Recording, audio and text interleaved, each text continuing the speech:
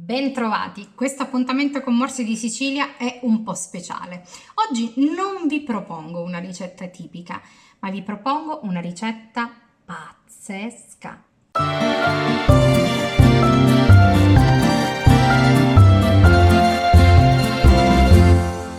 Io la chiamo la pasta ai quattro assi.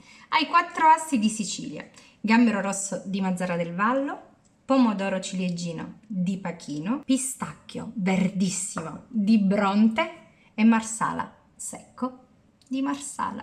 I quattro assi ve li ho già mostrati. Vi servirà soltanto dell'ottima pasta trafilata al bronzo, lunga ovviamente, olio extravergine d'oliva, aglio, un po' di sale, un po' di pepe se ci piace e niente più. Mettiamoci subito al lavoro. Per prima cosa occupiamoci della pulizia dei gamberi. Dobbiamo separare le code dai carapaci. Preferisco munirmi di guanti e via. Armiamoci di pazienza. Eliminiamo la testa, o meglio non eliminiamo, la tiriamo via e la mettiamo da parte. Facciamo la stessa cosa con il carapace.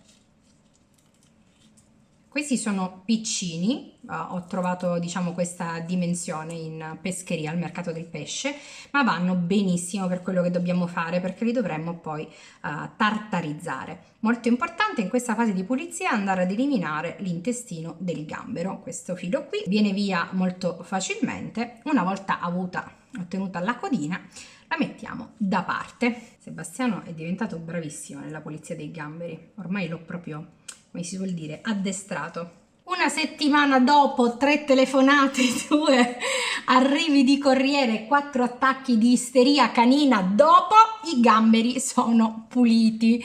Adesso possiamo passare a cucinarli.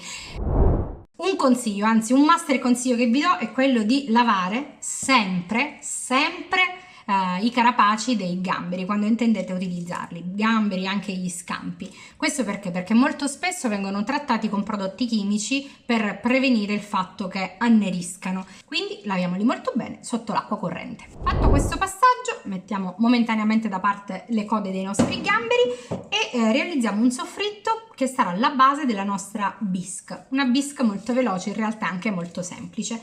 Olio extravergine d'oliva, un paio di spicchi d'aglio. Accendiamo la fiamma e facciamo rosolare. Nel frattempo facciamo un'altra operazione antipatica ma importante. Eliminiamo dalle teste dei nostri gamberi gli occhietti, o così, oppure con una forbice. Questi sono piccini, quindi viene facile anche da fare a mano. Li eliminiamo perché in cottura rilasciano altrimenti un sapore molto forte. In tutto ciò è appena arrivato mio marito, che ha visto che sto registrando e per non suonare, perché ho paura di disturbare, sta cercando di farsi vedere dalle finestre. Ditemi se non è un amore quando io vado ad aprire, va? Aglio imbiondito al punto giusto, ben rosolato, teste pulite. Le andiamo a tostare a fuoco vivace. Schiacciamole bene, così che rilascino tutto il loro profumo.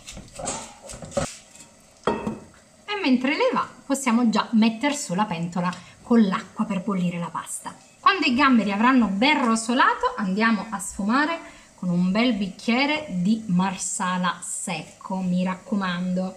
Lasciamo evaporare la nota alcolica e godiamoci questo profumino straordinario che già questa preparazione promette.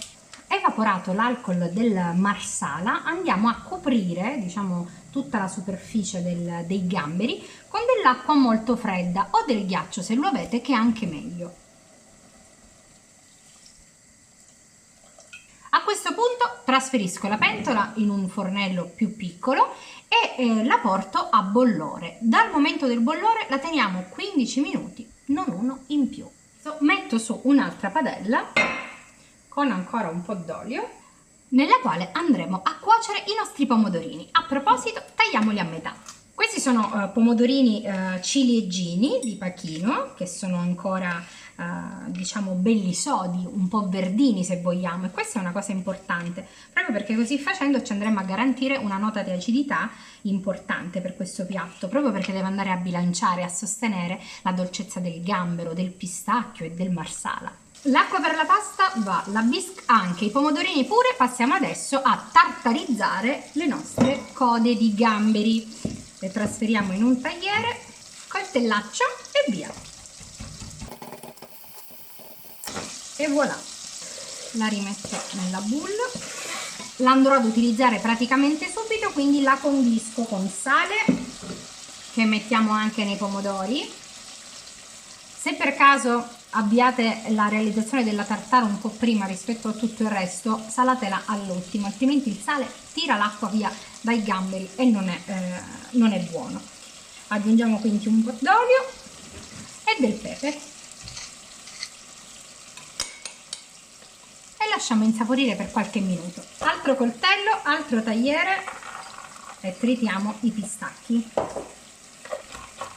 Trovo che il matrimonio gambero-pistacchio sia un matrimonio felice.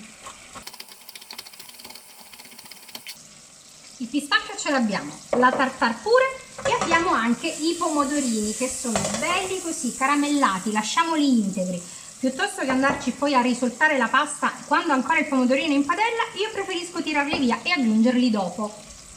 L'acqua per la pasta bolle, la salo e gliela calo. La cuociamo per metà del tempo di cottura.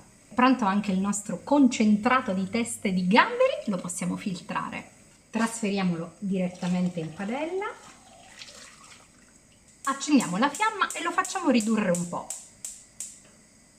Nel frattempo schiacciamo molto bene le teste, così da estrarre tutto il sughetto eventualmente rimasto. E lo aggiungiamo in padella.